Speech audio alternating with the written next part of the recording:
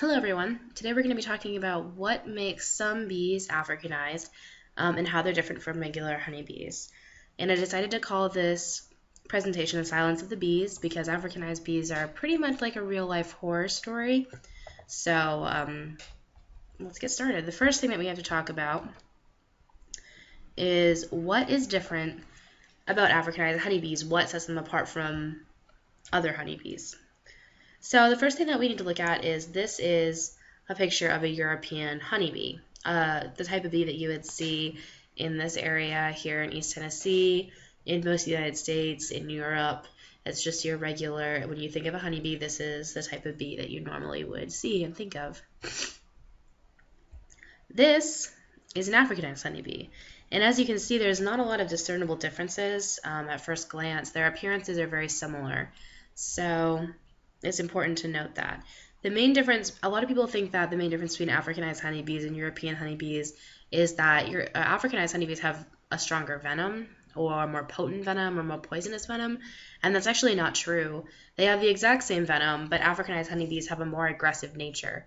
So it's really the amount of stings that someone gets from disturbing one of their nests that is the factor in how dangerous these bees are.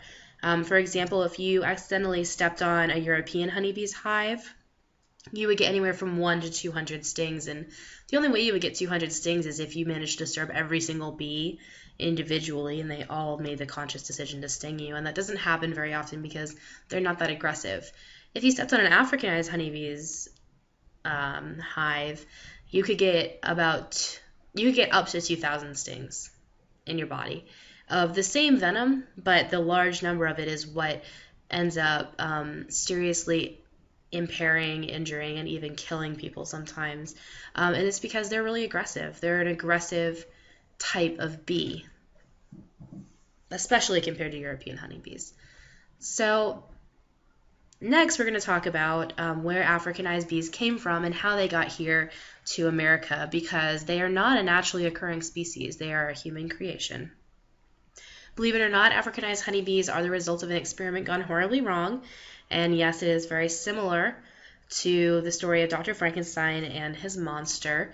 So if we're saying that Africanized honeybees are the Frankenstein's monster in this allegory that we're now drawing, our Dr. Frankenstein is going to be a man named Warwick Kerr, who was a prominent Brazilian geneticist who decided that he wanted to create a type of bee that would survive well in his home country of Brazil, but not have the aggressive nature of the bees in other warm climates. So he decided to take an African bee, which is much more aggressive, and breed it with a European honeybee, which is a mild-mannered nature, like I talked about already, and create what he called an Africanized honeybee. So he got 63 bees from South Africa, and he bred them with European honeybees, and he ended up with 29 Africanized honeybees. Only 29. And this is a little bit confusing if you're not a beekeeper, but basically he was keeping the Africanized honeybee drones separated from their queen, and which is uncommon, I guess. So he was keeping them separated, and a local beekeeper allegedly, this is Kerr's side of the story, no one really was there except for him, but he says that a local Brazilian beekeeper came by and he saw the weird separation of the bees and decided to lift the barrier. And when he did that, he let out some of the Africanized honeybees into the countryside. And so Kerr decided, you know what, it's not a big deal. We're just going to let them go. They're going to breed out the aggressive qualities. They're going to breed with European honeybees, and it's just going to water down all of the bad qualities. So he was wrong. And within just a year's time, there reports along the countryside of Brazil where he was started flooding in, saying that their livestock and other animals were getting relentlessly attacked by swarms of bees. And sure enough, the traits had stuck around, and a bunch of bees had become Africanized, and they were attacking livestock, and there were even human fatalities. By the 1960s, they had spread across the whole country of Brazil, and by 1986, they had moved into Mexico.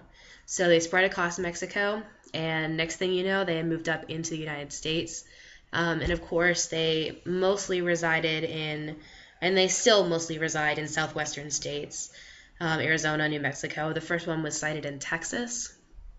So it's really concentrated in that area, the Africanized bees population. There aren't a lot here in the eastern part of the country.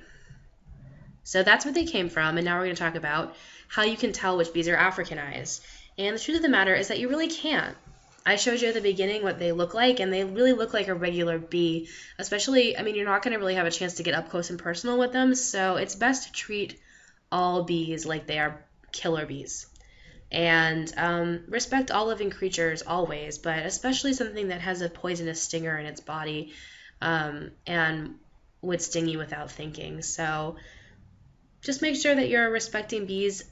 Sometimes accidents do happen, though. So if you do somehow get swarmed and get stung, the most important thing to do is to start running. And I know that seems kind of counterintuitive to other survival strategies that we've learned about for other creatures, but with bees, you really should start running, and you need to get to a safe place where you can barricade yourself because they will follow you. But you can outrun a bee easily. Bees do not fly as fast as humans run, so you'll be okay. If you do get stung, make sure you pull out all the stingers, because if they stay in your body, they'll continue to poison you. Wash the sting area with soap and water. Apply an ice pack to bring down any swelling that you might have. And, of course, seek medical attention if your breathing is troubled, or if you were stung multiple times, or if you're allergic to bees. Of course, if you're allergic to bees, make sure that you seek medical attention immediately, no matter what you get stung by. Okay, so that is the deal with Africanized bees. We learned a lot today about bees and who they are and what they do. Make sure you stay safe, and thanks a lot.